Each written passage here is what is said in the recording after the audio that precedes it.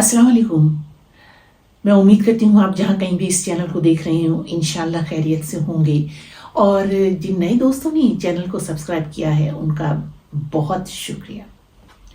दोस्तों, खबरों में आपने सुना होगा कि पीटीआई के एक और बहुत नुमायां रहनुमा साबिक वफाकी वजीर असद उमर ने भी अब सियासत से अलहदगी का ऐलान कर दिया है।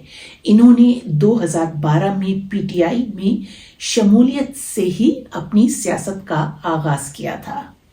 इससे पहले एक और इसी तरह से प्रोफेशनल खातून शिरीन मजारी भी सियासत से दस्तबरदारी का ऐलान कर चुकी हैं। जाहिर है कि इन लोगों पर इसी किस्म का दबाव होगा जिससे इस वक्त पूरी पार्टी गुजर रही है और जिस तरह से सियासत के रास्ते खारदार बनाए जा रहे हैं, माहौल को प्रागंदा किया जा रहा है, जिस तरह से जाली मुकदमात बनाए जा रहे हैं, इंसानी हुकूक को पामाल किया जा रहा है, बिला वजह जेलों में भरा जाता है, फिर उन पर अपनी मर्जी के फैसले थोपे जाते हैं, उनसे कहा जाता है कि जाएं और जाकर पीटीआई के रहनुमा के खिलाफ बयानात दें।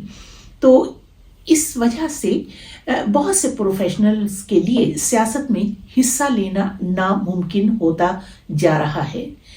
ये मुल्की सियासत के लिए बहुत बड़ा अलमिया है। आप इमरान खान की तर्ज़े सियासत से इख्तिलाफ कर सकते हैं, लेकिन इसका आपको इतराफ़ करना होगा कि तहरीक इंसाफ की सूरत में कौम के सामने बहुत से नए चेहरे आए थे सियासत में, और यूं लगा था जैसे हवाओं का कुछ रुख बदला है। बहुत से ऐसे चेहरे आए जो इससे पहले सियासत में नहीं थे, जिनका माजी धुंधला नहीं था या जंग आलूद नहीं था, दागदार नहीं था, जो इक़्तिदार के लिए मुल्क के ताकतवर इदारे से समझौते नहीं करते रहे, साफ सुथरे प्रोफेशनल पस मंज़र के साथ आए थे। तो जाहिर है कि उनका माजी, जैसे कि मैंने पहले कहा, दागदार नहीं था।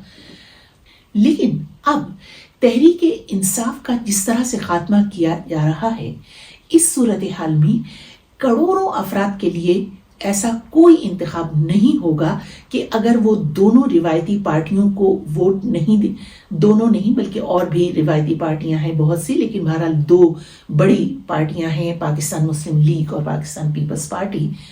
तो अगर वो इन पार्टियों को वोट नहीं देना चाहते तो फिर वो किसको वोट दें?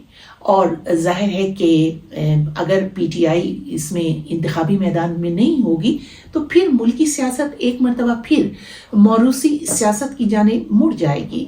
और ये वो सियासी जमातें हैं जिनके अंदर कोई जमहूरी कल्चर नहीं है, नए लोगों की हौसला अफजाई नहीं की जाती, सियासत महज एक बिजनेस बनकर रह गया है, एक तरह से खानदानी कारोबार है। खैबर पख्तूनख्वा हो तो उसमें वो हैं अपने मदरसों के जो मालिकान हैं या मलक हैं, बलूचिस्तान में उसी तरह से सरदार हैं, और पंजाब में या तो गद्दी नशीन हैं, बड़े बड़े जमींदार हैं, या फिर अमीर तरीन सनतकार हैं। जाहिर है कि ये लोग असम्बलियों में अपने मफादात की हिफाजत करते हैं, इक़्तिदार के लिए गैर जमहूरी क़ुव्वतों से समझौते करते हैं, जिसकी वजह से मुल्क में आज तक जमहूरियत के लिए हालात साजगार नहीं बन पाए। अब काश के पीटीआई को आज़ादाना इलेक्शन में हिस्सा लेने दिया जाए ताकि सियासत में मौरूसी चेहरों की बजाय नई प्रोफेशनल क्लास और पढ़े लिखे नौजवान सियासत की जानिब आएं और वो पार्लियामान में अवाम की नुमाइंदगी करें और मफादे आमा के लिए काम करें। यही लोग किसी तरह से सियासत का रुख मोड़ेंगे और पार्लियामान में एक नए कल्चर को मुतारिफ करवाएंगे जहां पर अवामी फलाह बहबूद की बात हो सके और मुल्क का मुस्तकबिल, मुल्क के नौजवानों का मुस्तकबिल बेहतर हो सके। आप लोगों की क्या राय है? ज़रूर लिखिएगा। इजाज़त दीजिए। खुदा हाफिज़।